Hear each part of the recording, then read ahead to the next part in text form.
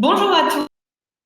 Beaucoup de nous avoir rejoints pour ce webinaire Spartid avec Nathalie Piazza de la Banque de France pour ce retour d'expérience d'utilisation de l'application sur ses capacités de digitalisation, de sa formation au service de sa stratégie d'entreprise et d'augmentation de la performance des employés de la Banque de France.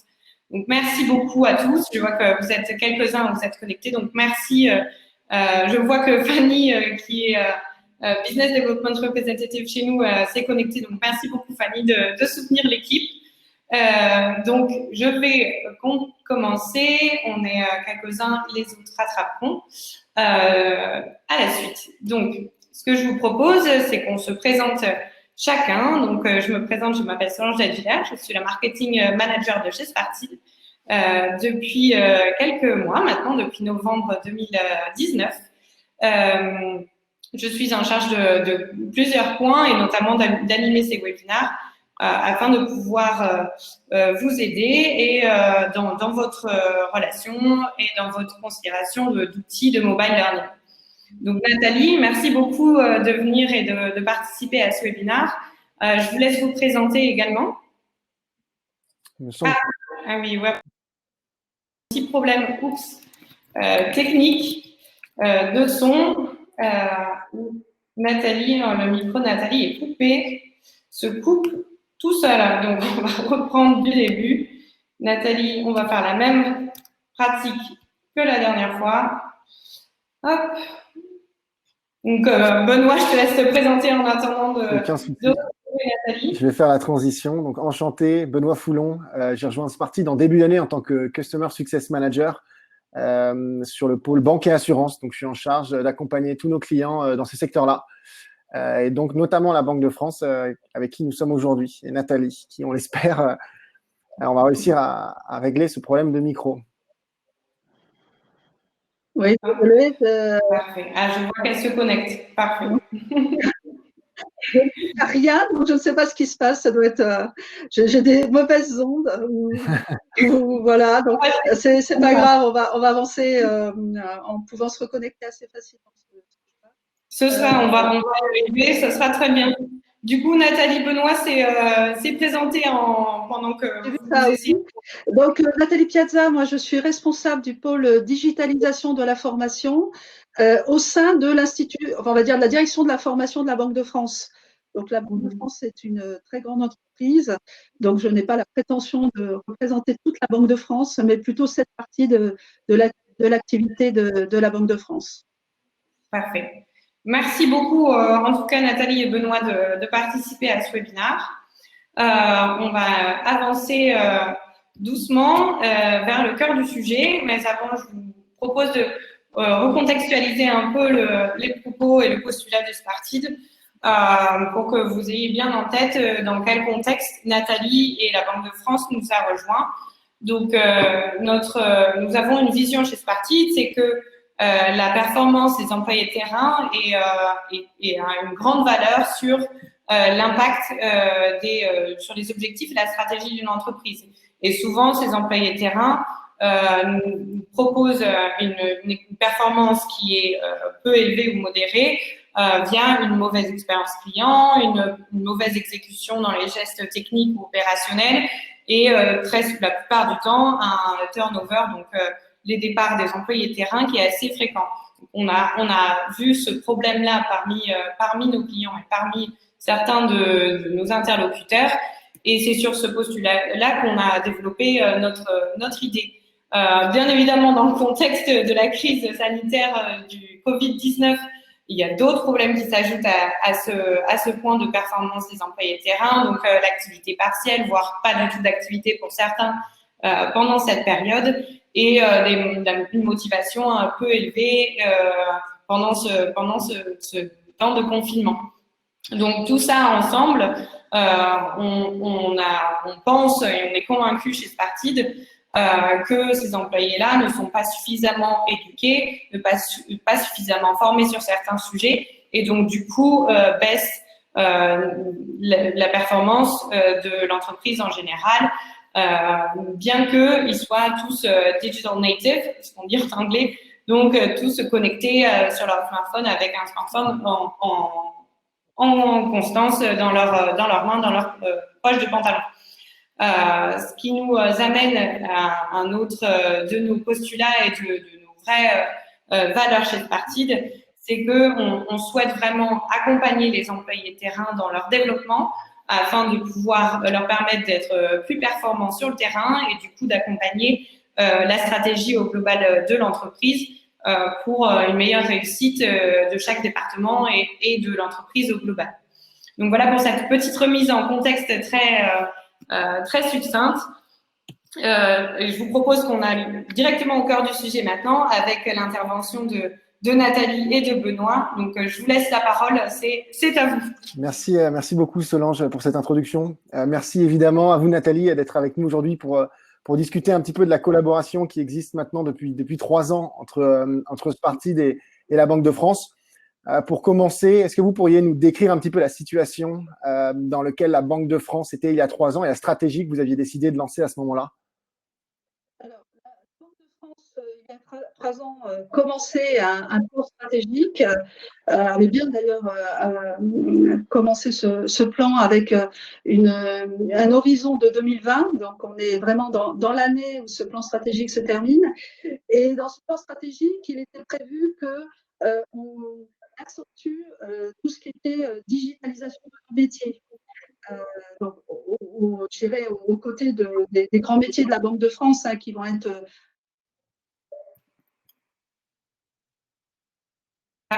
Nathalie, je crois qu'on vous a perdu au niveau du son.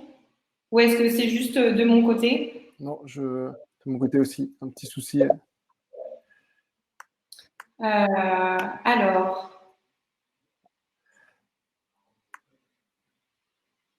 Ah oui, encore un problème de micro, c'est toujours le même problème. Donc, on va refaire la manipulation. Hop. Alors, Benoît, si tu veux compléter en avance un peu les propos de Nathalie, contextualisant un peu plus cette slide. C'est vrai que quand on avait discuté avec la Banque de France il y a 3 ans, ils nous avaient dit justement qu'il y avait ce sujet-là qui allait se terminer en 2020. Donc, il y a d'autres enjeux qui vont arriver là en 2020 qui, j'imagine, ont été en plus pas mal modifiés par le Covid. Et la digitalisation, elle aura l'occasion de nous en reparler pleinement. Il semble être au cœur justement de cette stratégie-là. Après, je ne veux pas ôter les mots de Nathalie, qui, je pense, rentrera plus en détail sur ce sujet-là. Je vous entends, parce que je me reconnecte assez rapidement. Vous avez bien résumé les choses. Je pense que j'aurai l'occasion d'en reparler juste derrière, mais effectivement, donc la Banque de France dans cette période est intervenue en tant que acteur très important des métiers dont je vais vous parler, donc la politique monétaire, la stabilité financière. Et bien entendu, le nouveau plan stratégique qui a été décalé. Les réflexions sur ce nouveau plan stratégique vont complètement tenir compte forcément de la situation que nous venons de vivre et dans laquelle beaucoup de mes collègues ont été mobilisés en première ligne pour faire face aux événements. Et du coup, il y a 3 ans, c'était quoi les principaux challenges qui sont bien évidemment différents d'aujourd'hui, mais c'était quoi les principaux challenges auxquels vous faisiez face? Alors, si l'on parle de la formation, je vais revenir au métier qui est le mien. En fait, nous, bien entendu, nous sommes au service de l'ensemble des Banques de France et nous étions dans une situation de digitalisation qui était vraiment à construire. Donc, il y a 3 ans, il était question de construire l'université Banque de France, l'université en ligne, qui est le lieu où l'ensemble des agents de la Banque de France trouvent désormais l'offre qui correspond à leur parcours de professionnalisation et qui correspond à toutes les compétences transversales qui sont attendues d'eux. Donc, par exemple, je dirais, ça va de l'école des langues, l'école des compétences personnelles, jusqu'à l'école risque et contrôle, finance et opération. Donc ça, c'était une des premières architectures de la digitalisation de la formation, était de construire cette université qui a une offre qui est à la fois une offre de présentiel et une offre digitale. Donc, je dirais le deuxième chantier, c'était de construire aussi cette offre digitale, soit par des services que nous achetons, des formations que nous pouvons acheter, soit les construire nous-mêmes. On voyait aussi arriver un certain nombre de ressources à l'extérieur, dont faisaient partie les smartphones. Et donc, concernant Sparted, l'idée, c'était aussi d'avoir d'autres moyens de pousser la formation que les moyens classiques de l'ordinateur, on va dire. Et ça, c'était dans un contexte, en fait, qui était quand même assez changeant. Déjà, nous, en termes d'organisation, nous avons procédé à une profonde mutation de la manière dont nous sommes présents sur le territoire, et notamment nous sommes passés sur des logiques de succursales de proximité, qui sont des plus petites succursales. Nous avons des succursales qui se sont spécialisées dans certains métiers. Et au sein de ces métiers, il y a eu des gens qui se sont spécialisés sur une partie de ce métier. Donc, il fallait que la formation accompagne ce changement. Par ailleurs, je parlais des métiers de la Banque de France, on va dire des grands métiers, hein, si je dois un peu faire large, qui ont aussi vu venir un certain nombre de changements technologiques. Je vais citer les fintech, mais ce ne sera pas le seul exemple qui viendrait. Il y a aussi tout ce qui est autour du big data. Et donc, ça veut dire que derrière, nous avons des experts qui doivent toujours avoir un temps d'avance pour faire face à ces nouvelles données du marché, de l'organisation des banques, tous les nouveaux acteurs qui arrivent sur ce marché, les startups. Voilà, donc la formation aussi doit accélérer le mouvement. Et enfin, on parlait du Covid-19, je pense que là, on a tous une expérience à faire valoir. Je dirais que d'un point de vue très égoïste de la formation, le Covid-19 a accéléré la digitalisation, je dirais peut-être l'acceptation de la digitalisation. Elle a accéléré à la fois les dispositifs techniques, puisque d'un coup, nous nous sommes retrouvés avec un nombre de personnes en télétravail qui n'avait jamais été atteint. Il a fallu faire face, faire nos activités habituelles en format pour certains, gestion de crise, et les faire avec des moyens qui ont été mis à la hauteur. Donc, je dirais que la formation en bénéficie directement, puisque les mêmes outils qui servent à faire du télétravail nous aident à apporter des contenus en ligne qui sont beaucoup plus riches et dans un certain confort.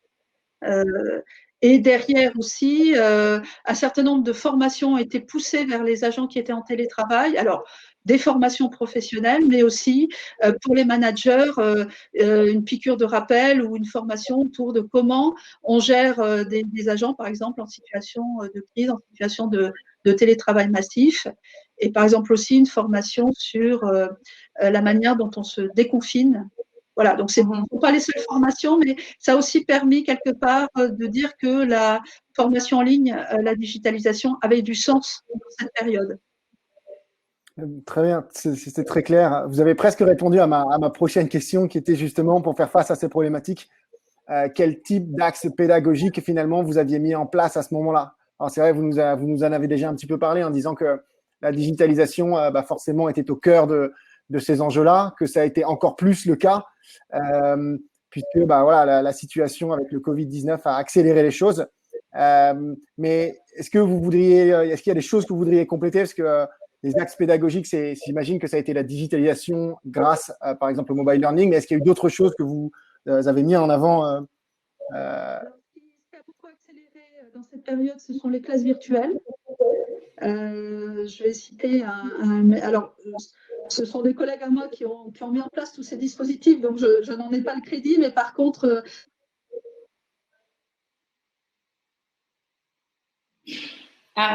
petit problème de micro encore, je pense. Nathalie, je crois qu'on ne vous entend plus. Enfin, je ne sais pas de ton côté, Solange, mais… Ça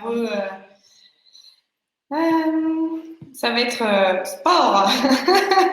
On a un problème technique donc on va refaire la manipulation.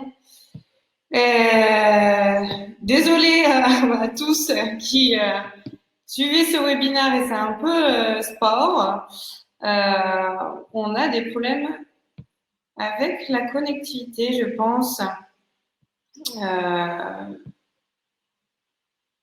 Côté Nathalie, je me charge rapidement. Voilà. Désolée pour ce petit contretemps à tous. N'hésitez pas à compléter ce que peut-être les manquements d'informations de Nathalie ou de Benoît sur ces questions dans le chat. Je vous invite à laisser tout commentaire, toute question. C'est toujours très sympa d'avoir vos retours en direct en tout cas. Et pour moi, c'est l'occasion de retransmettre aussi vos questions et qu'on y réponde le plus rapidement possible au moment où vous posez votre question. Donc, n'hésitez pas à poser vos questions dans le chat. Voilà, je vous y invite le temps que Nathalie revienne sur scène et revienne nous expliquer son parcours avec Spartid et ses objectifs d'axe pédagogique. Donc, voilà, on attend. J'espère qu'il n'y aura pas de difficulté de son côté au niveau de la connexion. Tu n'arrives pas à la faire rentrer dans le… Si, elle se connecte, c'est noté sur mon accès administrateur. En tout cas, elle est en train de se préparer à revenir sur le devant de la scène. Je pense que c'est juste une petite question de connectivité. Benoît, si tu veux, parce qu'on a un peu de temps quand même devant nous, si tu veux compléter déjà avec les précédents entretiens qu'on avait fait avec Nathalie. Donc, tu connais quand même beaucoup le sujet. Bien sûr. Évidemment, le mieux, c'est que Nathalie vienne nous en parler elle-même. Mais le temps qu'elle se reconnecte, si tu veux compléter cette slide et recontextualiser pour nos participants. Bien sûr. Alors, c'est sûr que la dimension de la digitalisation et notamment l'utilisation de Spartid va forcément être un peu différente après la crise Covid-19. Mais au moment où, en tout cas, ils ont décidé de lancer l'application il y a plus de 3 ans maintenant, c'est vrai que les sujets étaient assez divers, que ce soit d'utiliser Spartid pour de la communication à l'interne, que ce soit sur l'entreprise, sur les valeurs d'entreprise, mais également pour augmenter. Alors, le sujet du mobile learning était un sujet qui était alors essentiel pour eux. On aura l'occasion de discuter après pourquoi Spartid dans les prochaines slides.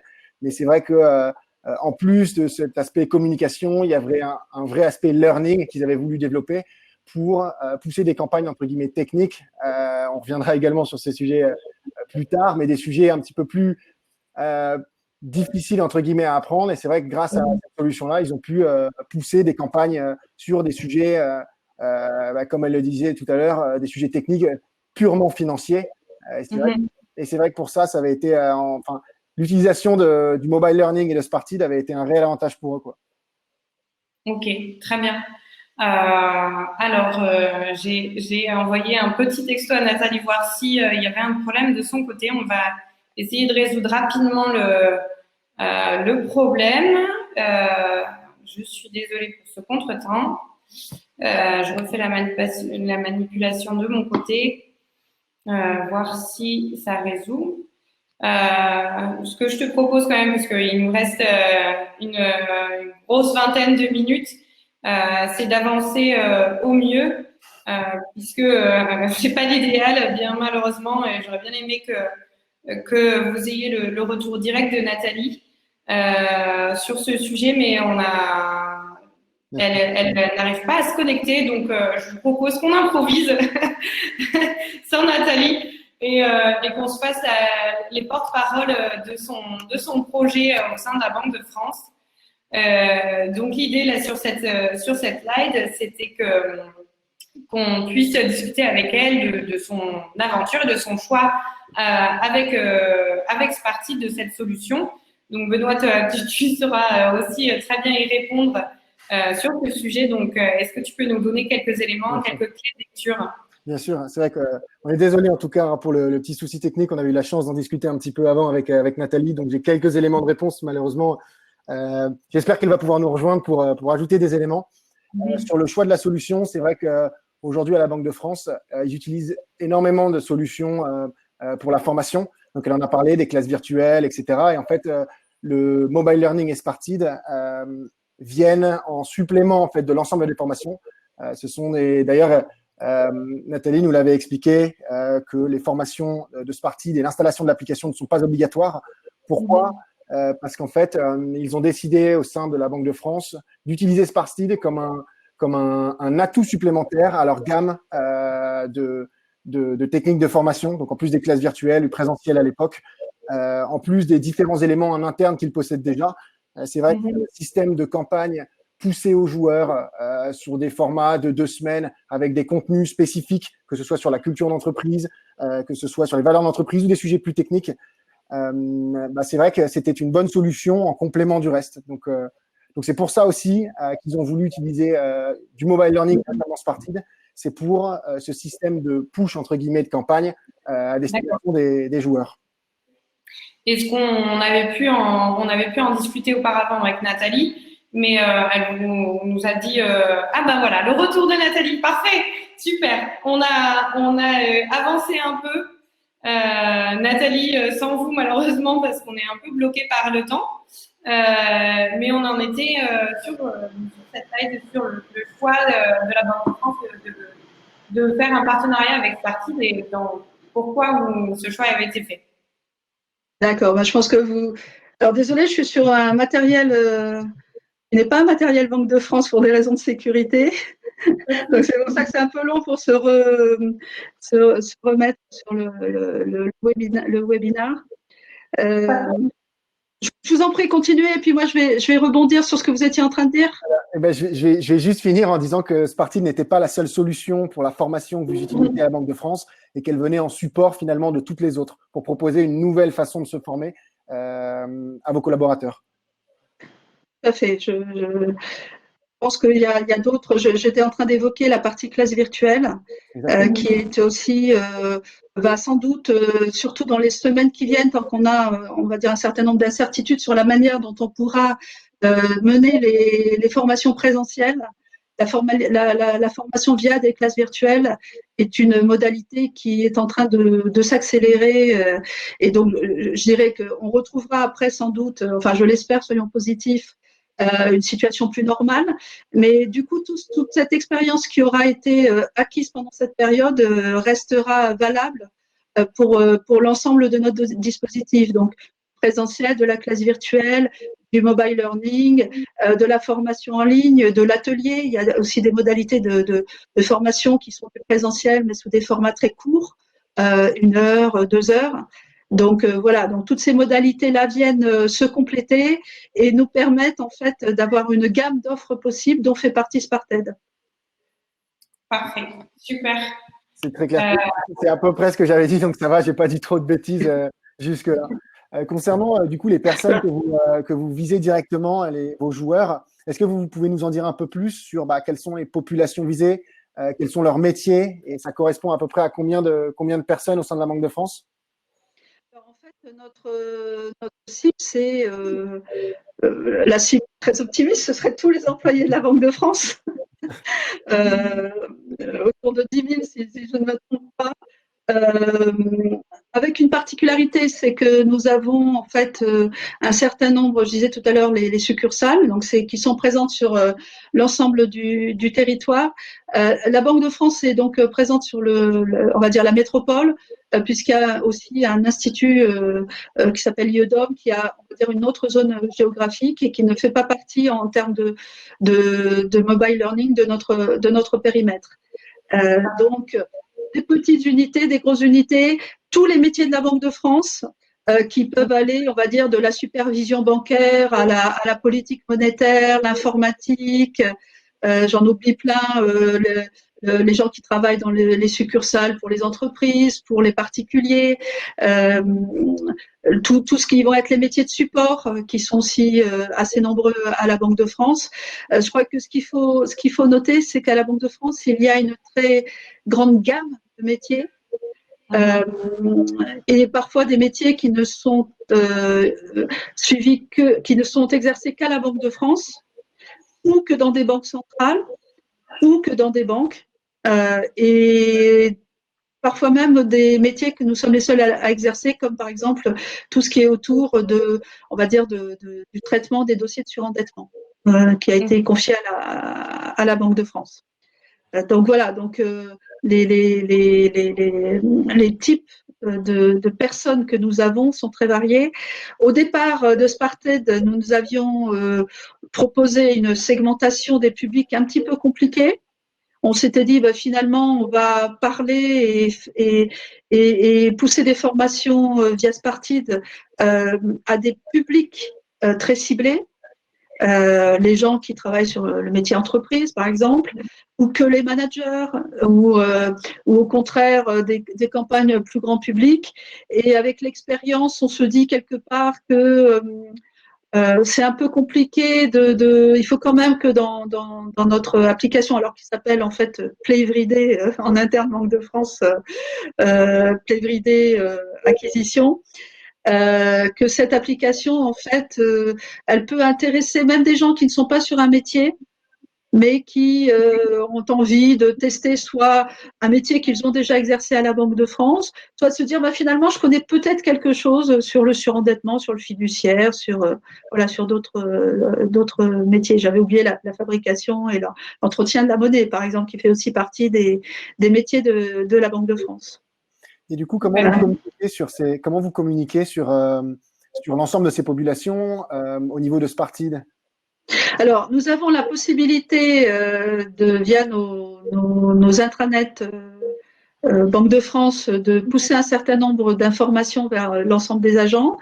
Nous avons aussi la possibilité, sur certaines campagnes, nous écrivons à l'ensemble des agents, à l'ensemble des responsables de formation plutôt, en fait, notre réseau de responsables de formation qui est présent, pareil, dans tous les métiers, dans toutes les régions, et qui a pour objectif de relayer notre communication sur l'ouverture des nouvelles campagnes.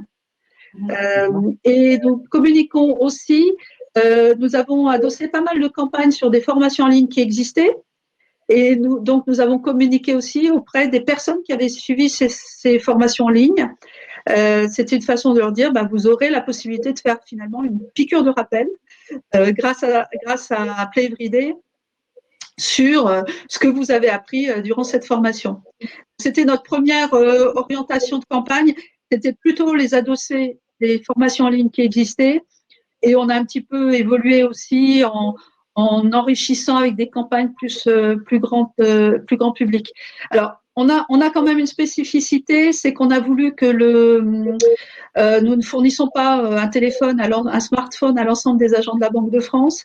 Donc, on est bien sûr de la téléphonie personnelle pour la plupart des gens, ce qui n'est pas tout à fait vrai pour certains managers. Et donc, du coup, nous avons aussi calibré notre dispositif pour que ça soit une base volontaire. C'est un plus, et nous ne poussons pas aucune campagne obligatoire via notre application smartphone. D'accord. Et du coup, vous aviez déjà, j'imagine, avant d'utiliser Sparted, toute une série de thématiques que vous vouliez aborder avec vos populations terrain. Finalement, aujourd'hui, quelles sont les principales campagnes? Vous aviez dit qu'il y avait des sujets portés sur la finance quand c'était des groupes spécifiques, des sujets plus groupes. Quelles sont les principales thématiques que vous avez poussées à vos joueurs? Nous avons des thématiques transversales. Je pense que ça doit être un peu le cas pour.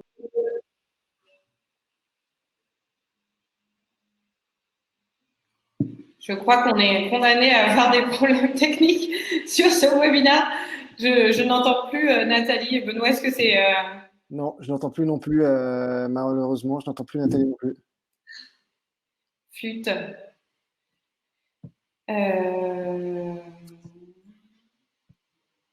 C'est Problématique. Nathalie, on ne vous entend plus. Je vais renvoyer un petit texto.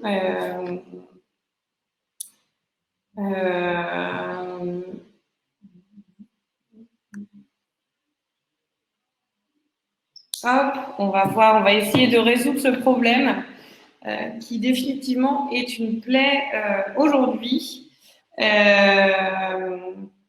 Donc, je vais prendre la parole à la place de Nathalie pour qu'on puisse avancer parce qu'il nous reste 15 petites minutes quand même. Donc il y avait, enfin Benoît, arrête-moi si je me trompe, mais parce que tu connais beaucoup mieux le sujet que moi, mais c'est vrai qu'ils attaquent plusieurs types de sujets différents, donc des sujets grand public comme elle l'a mentionné plus tôt, mais qui sont des sujets au global sur l'entreprise, qui touchent absolument tout type de métier et tout type de poste au sein de la Banque de France. Donc ce sont des sujets un peu éthiques sur l'éthique, sur par exemple la sécurité routière pour tous leurs agents opérationnels, sur les mesures sanitaires pendant le Covid qu'ils ont pu déployer, mais aussi sur toute la partie, par exemple, le critère d'évaluation de la monnaie qui est très très spécifique à la Banque de France, mais qui couvre tous les métiers au sein de l'entreprise. Est-ce que c'est bien correct? Ouais, exactement. C'est vrai qu'il y a des sujets qui étaient très transverses, comme disait Nathalie, des sujets plus spécifiques comme le fiduciaire, comme le surendettement, etc., qu'ils ont pu, au travers de campagnes, pousser à soit l'ensemble des populations, soit directement des populations ciblées. C'est vrai qu'il y a plusieurs moyens d'adresser des campagnes à des joueurs grâce à la solution. Et c'est vrai que le fait d'avoir segmenté un petit peu aussi leur population leur a permis d'une part de cibler quand c'était nécessaire sur certaines thématiques des joueurs, mais également de communiquer sur des sujets plus transverses comme ce que tu viens d'évoquer, pardon. Je pense que c'est Nathalie, c'est ça. On ne vous entend pas non plus, malheureusement. Je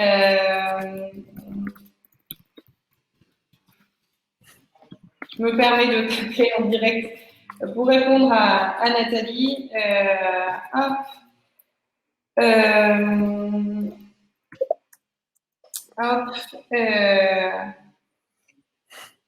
Non. On va refaire la manipulation, je pense, de tout à l'heure. Il y avait également des sujets, pour reprendre le fil de cette slide, il y avait également des sujets beaucoup plus métiers, donc tout ce qui est expertise de la monnaie fiduciaire, expertise des moyens de paiement. Tout ça, c'était assez spécifique à la Banque de France et ils ont utilisé Spartit comme levier, point de levier pour toute leur offre de learning et backer ce soutien-là. C'est bien ça, si je ne me trompe pas. C'est exactement ça. Malheureusement, Nathalie n'est pas là, mais je pense qu'elle aurait confirmé, puisque c'est des thématiques et des sujets avec lesquels on avait déjà discuté. Donc, c'est tout à fait le cas. Parfait. Je vais retenter de reconnecter Nathalie pour quand même avoir son opinion sur le sujet, parce que c'est un peu l'intérêt quand même. C'est elle la mieux à même de nous en parler. Hop. Alors, on va reprendre sur ce sujet. J'espère qu'elle pourra se reconnecter de son côté, qu'il n'y aura pas de souci. Donc voilà, donc l'idée c'est la Banque de France, donc ils ont deux types de campagnes sur deux types de sujets différents, des campagnes qui sont très on peut dire thématiques larges, et des thématiques plus restreintes, vraiment axées sur un métier et un poste en particulier, qui est quand même délivré à toute la population, si je ne me trompe pas. Est-ce que Nathalie, vous êtes Oui, je vous entends. Je suis désolée. Donc, je rapproche l'amorce au cas où ce serait une question d'Internet, mais ça n'a pas changé cette histoire de… Mais ça ne devrait pas poser de problème, mais bon. On vous a perdu assez tôt dans l'explication de cette slide, donc on s'est permis avec Benoît de reprendre. Je vous en prie, on a travaillé suffisamment ensemble pour que vous puissiez dire des choses qui aient du sens. Du coup, on a présenté rapidement voilà, ces deux types de sujets, des sujets grand public que vous appelez grand public et des sujets plus restreints, plus métiers, très axés typés sur l'activité de la Banque de France. Est-ce que vous avez un petit mot à nous dire plus spécifiquement sur cette slide avant qu'on avance, parce que malheureusement, il nous manque un peu de temps avec ces problèmes techniques. Désolée. Oui, ce que je peux dire, c'est vraiment le message pour nous, le retour d'expérience à l'usage, c'est ne pas se censurer sur les campagnes. Oui, il y a certaines campagnes qui étaient un petit peu compliquées pour les gens qui n'étaient pas du métier, mais du coup, on s'est mis à rajouter des questions beaucoup plus qui puissent récompenser les gens qui viennent aussi, qui puissent se faire plaisir sur toutes les campagnes. On fait pas énormément de campagnes, donc c'est vraiment dommage de se priver de la possibilité que les gens qui adhèrent à ce type de jeu, d'apprentissage par le jeu, que ces gens-là finalement on les intéresse aussi avec la diversité de nos campagnes. Parfait, très clair. Je vous propose qu'on avance puisque c'est quand même important qu'on aborde les sujets suivants. Comme vos succès par les chiffres. Benoît, je te laisse reprendre les discussions. Merci Solange. Donc, du coup, c'est vrai que depuis que vous utilisez la solution Sparty, il y a plus de 800 joueurs qui ont utilisé la solution, dont une centaine à peu près par mois. Qu'est-ce que ça représente pour vous? Est-ce que c'est ce à quoi vous vous attendiez? Est-ce que vous aimeriez plus? Alors, on vous avait posé cette question il y a un certain temps. On était intéressé par en fait, le benchmarking que vous aviez par rapport à d'autres entreprises. Parce que ce type de chiffre, si on est au-dessus ou en dessous de la norme. Je donne un exemple. Hein. On sait que quand on fait un mailing, on envoie 3000 lettres et il y en a peut-être 2-3 qui vont ouvrir, 2% qui vont ouvrir le message. Si c'est 2% pour l'ensemble des entreprises, ben finalement, on est dans la norme.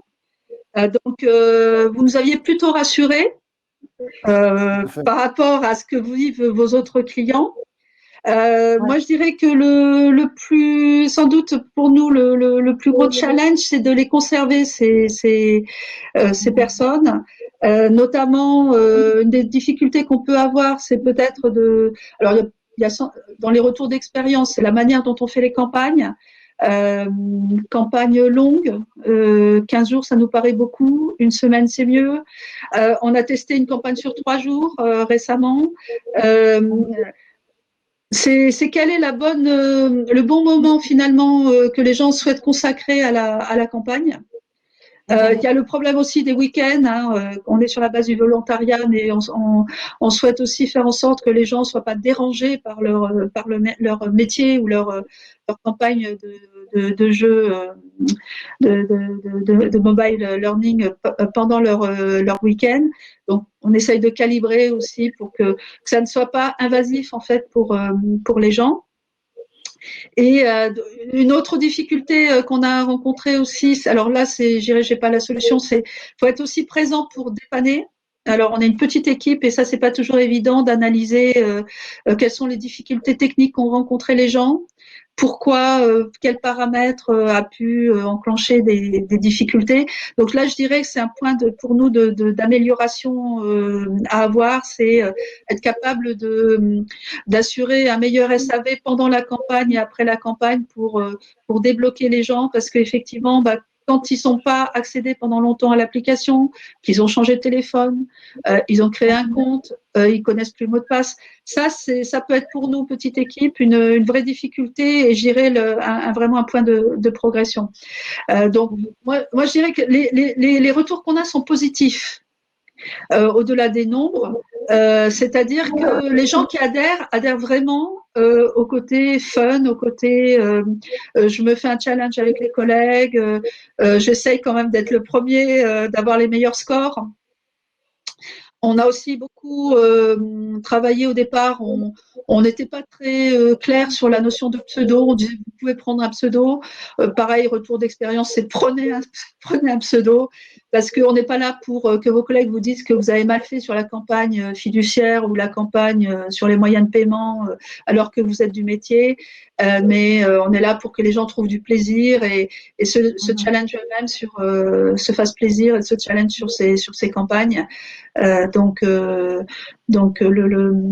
Je dirais, la balle, elle est plutôt dans notre camp que dans le camp de nos collègues qui viennent sur l'application. C'est-à-dire comment nous, on peut maintenir un intérêt sur ces. Donc, on a par exemple des visuels beaucoup plus. On a beaucoup travaillé les visuels. On essaye de travailler la partie un peu humoristique, mais ça c'est plus compliqué parce que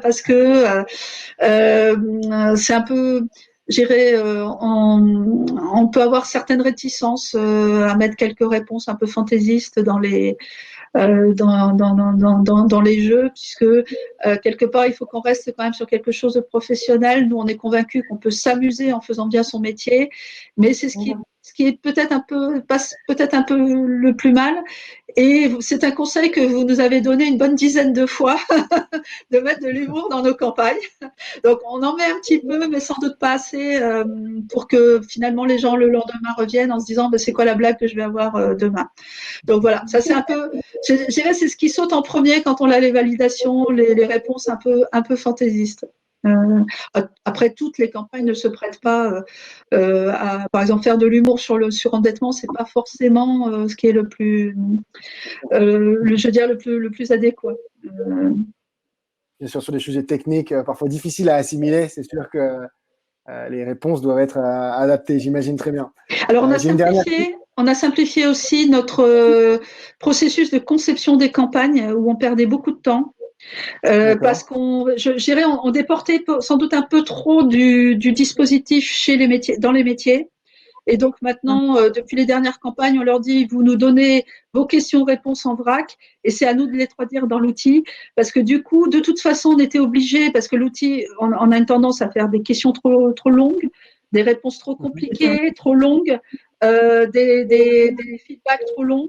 Et là, donc, de toute façon, ils étaient insatisfaits puisqu'on était obligé de les censurer un peu sur leur travail en détail. Donc maintenant, questions-réponses sous Word, et c'est nous derrière, explications sous Word, et c'est nous derrière qui refaisons les propositions de jeu, de simplification, et en fait, ça marche beaucoup mieux. Okay. C'est très clair. Et juste pour rappel, hein, pour ceux qui sont là avec nous aujourd'hui, une campagne, c'est une période de temps pendant laquelle on va pousser des connaissances aux joueurs. Et du coup, est-ce que vous avez trouvé finalement un format, c'est-à-dire un certain nombre de contenus par jour? Pendant un certain temps, vous nous parliez d'une semaine sur la plage de données. Est-ce que vous avez trouvé un format qui convient pour vos campagnes?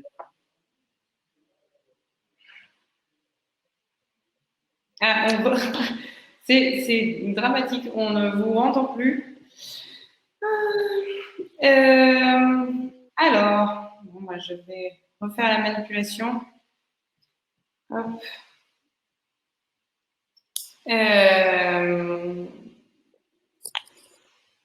Benoît, peut-être que tu avais des visions au global sur leur dernière campagne, comment ils découpent leur journée, quel type de contenu, combien de contenu ils développent par jour et sur combien de jours.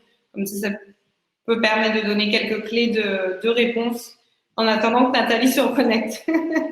Alors, j'ai des éléments de réponse, en effet, qui ont partiellement été déjà évoqués. C'est vrai qu'on avait longtemps discuté, et ça, c'est un petit peu propre à chaque entreprise, de la taille d'une campagne. Une campagne, c'est composé, du coup, par jour d'un certain nombre de contenus qui sont poussés aux joueurs. Ça peut être 2, 3, 4. Nous, la plupart du temps, on conseille 3 à 4 contenus. Alors, j'étais en train de répondre. Continuez, Benoît. Non. Je vous entends en plus parce que le temps que je me charge, que ça recharge, je vous entends.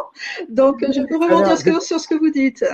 Très bien. Je finis donc ma phrase en disant que vous aviez trouvé un format d'une semaine, que nous, on conseillait en généralement 3-4 contenus par semaine, mais que ça dépendait forcément de l'entreprise, du besoin et du nombre de connaissances à pousser lors de la campagne. Alors, comme on est sur la base du volontariat, donc les contre-arguments qu'on peut avoir, hein, il y a des gens qui nous disent mais finalement je n'ai pas envie de faire ça sur mon temps personnel, je n'ai pas envie de faire ça sur mon temps de sport. Le format super court, c'est-à-dire 3-4 questions c'est le temps de prendre un café. C'est le temps de dire que l'ordinateur se charge le matin ou qu'il se ferme le soir. Donc ça convient bien. Des très peu de questions sur un nombre de jours relativement limité. Et en plus, derrière, ça nous donne la possibilité de faire une deuxième campagne parce qu'on est rentré dans la phase en termes de temps où on reprend certaines campagnes en les complétant, en rajoutant des questions, en enlevant les questions obsolètes. Et ça fait des formats intéressants. Là, notre argument, c'est de dire allez-y, de toute façon, c'est pas quelque chose c'est très court, c'est fun, c'est allez-y. Allez voir comment ça marche avant de dire que vous ne voulez pas ou que ça va vous prendre trop de temps.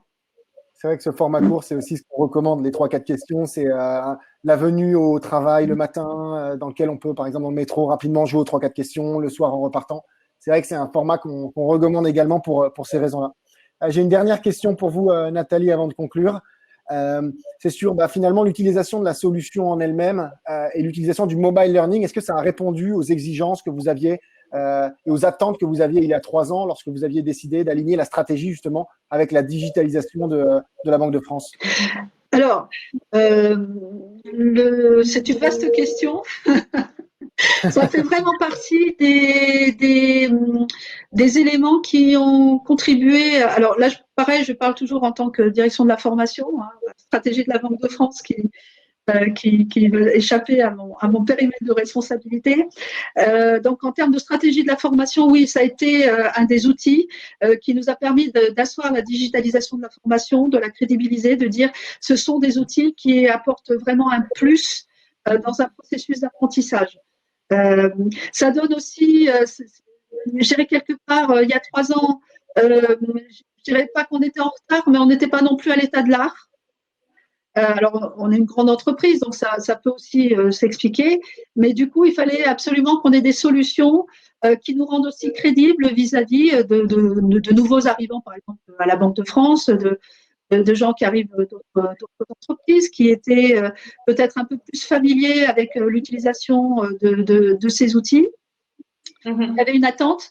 Vous prenez un certain nombre de gens, quelles que soient les générations, c'est pas une question d'âge, mais qui ont aujourd'hui le réflexe d'aller chercher des tutos d'apprentissage sur YouTube, de faire des quiz sur leur téléphone portable assez régulièrement et charger des applications. Et ces gens-là, quelque part, c'était dommage de pas leur, ça aurait été dommage de pas leur offrir ce même type d'usage dans un milieu professionnel et dans le milieu de la formation.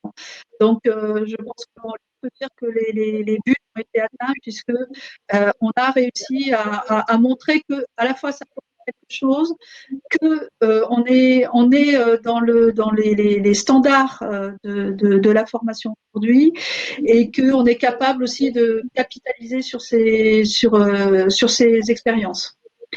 Vous nous aviez posé une question qui était de savoir comment nous pouvions en fait mesurer cet apprentissage par l'application Play Everyday.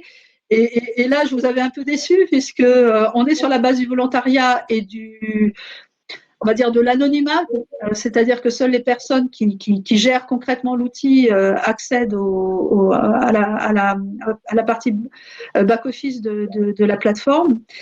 Donc, notre but est que les gens ne se sentent pas jugés, classés, scorés. Et donc, nous ne faisons pas d'enquête. Nous n'avons pas d'outils qui nous permettent de mesurer à la fois la satisfaction ou le retour d'expérience qui a été acquis grâce à cet outil-là. Donc, ce n'était pas l'objectif, en fait. Nous avons par ailleurs un catalogue de formation et notre objectif, c'est que avant ou après une formation, des gens qui ont fait une campagne sur Play Everyday se disent finalement c'est intéressant, je vais m'inscrire à la formation en ligne. Après, le lien direct, c'est-à-dire est-ce que le lendemain d'une campagne Play Everyday, nous avons une brusque poussée d'inscription sur nos formations en ligne? c'est pas vraiment mesurable, hein, honnêtement. Ce serait mentir que de dire qu'on est capable de le mesurer. Ça fait partie des leviers et gérer tous les dispositifs qui nous permettent de contribuer à ce même objectif, nous les prenons. Ok, super. Merci beaucoup. Alors, on est un peu en retard. Je vais devoir raccourcir un peu la discussion. Je suis désolée. On a dépassé le temps imparti des 45 minutes et je ne voudrais pas retenir nos participants dans leur journée et dans leurs activités et possibles réunions d'après-midi. Donc, ce que je vous propose, donc, on avait préparé une petite slide pour les questions et un mot final de la part de Nathalie. Donc, si vous pouvez nous dire en une phrase succincte quelle est votre dernière impression, la dernière chose que vous souhaitez communiquer sur votre retour d'expérience avec Spartid, quel serait-il?